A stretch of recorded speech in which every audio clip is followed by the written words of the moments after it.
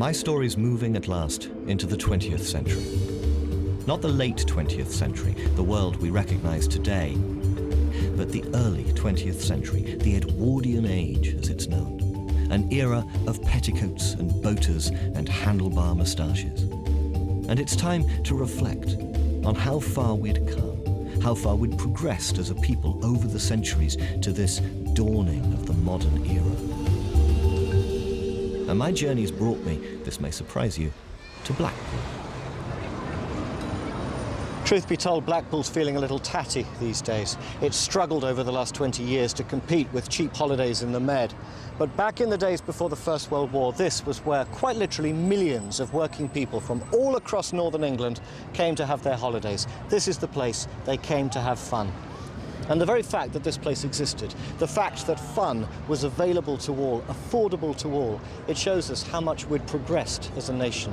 It shows us how much our lives had changed. The craze for sea bathing began in the late 18th century in places like Margate and Brighton, close to the wealth and high fashion of London. Sea air and a bracing dip was seen in those days as a health cure, but only for the well-to-do. This wasn't for everyone. You contrast that situation with the scene here in Blackpool in the summer season of 1904. 3 million mostly working-class holidaymakers, riding on donkeys, paddling in the sea. Clearly, over a century, something fundamental had happened to British society, an explosion of opportunity, a democratization, nothing less, of pleasure. Why did it happen? Well, in part, it had to do with transport. The invention of steam engines in the early 19th century, the laying down of mile upon mile of iron track in the reign of Queen Victoria. The creation of a railway network opened up new horizons for a whole class of Brits who'd never known the joys of travel. You could get a third-class return ticket from, say, Leeds to Blackpool for the cost of a loaf of bread. But it wasn't just steam trains that explained the boom in holidays. Blackpool had a railway line from the 1840s onwards. It wasn't until the 1870s, 1880s that Blackpool, the resort, really took off. No. The thing that explains Blackpool's success was that, quite simply, we were all getting more prosperous. More money in our pockets brought us the freedom to do as we chose.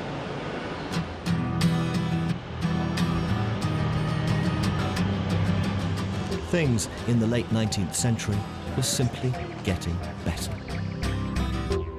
Security of employment, decent hours, decent wages led to increased confidence. Working families weren't scrimping now, day after day, for their very survival. They were doing okay. They could put money aside for a rainy day. They could budget for the extras that made life fun. Wakes Week was the result of this new prosperity. For 1 week a year, each of the northern factory towns, in turn, simply shut down. The looms fell silent. The factories closed. The bosses used this week to service the machines and lime-wash the walls. Everyone else had fun. Special chartered trains took them west to Blackpool. Special chartered trains took them home again. And if, at the end of the week, you had money left in your pocket, it was a Wakes Week point of honour to chuck it out the window on the way back home.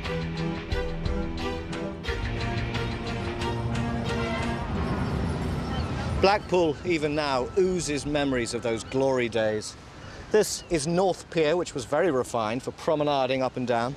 Over there you've got Central Pier, which offered dancing and cheap trips on a paddle steamer. In town, for a sixpence, you might visit the Winter Gardens, where you might see a lady acrobat hurling through the air as a human cannonball. And here we have the symbol of Blackpool, most famous of all, Blackpool Tower, built in the 1890s, home to a circus, a zoo, an aquarium, and the most sumptuous public space in Edwardian England, the Tower Ballroom, where even now the organ plays as the couples polish the parquet.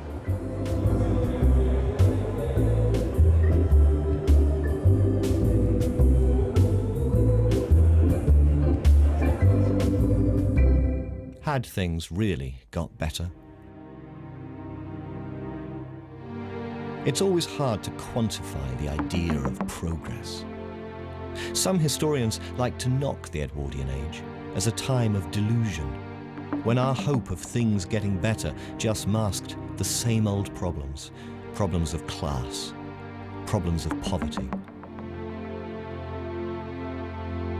It's true, we were back then still hopelessly divided by class, by wealth.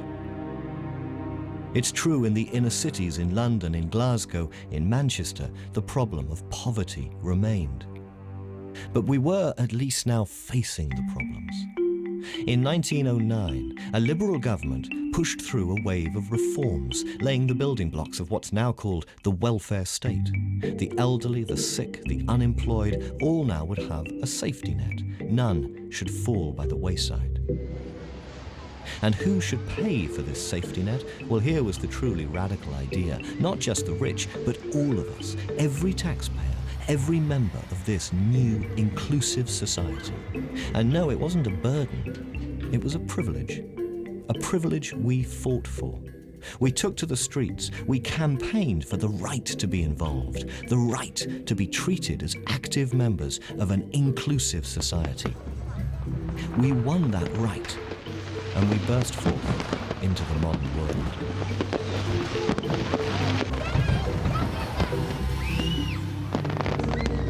I don't think our society's ever been happier, ever been healthier than in the early years of the 20th century. Because truth be told, this wasn't about reality, this was about potential. Not who we were, but what we might yet become in this new democratic age. Have we lived up to their dream? Well, that's the story I've yet to tell.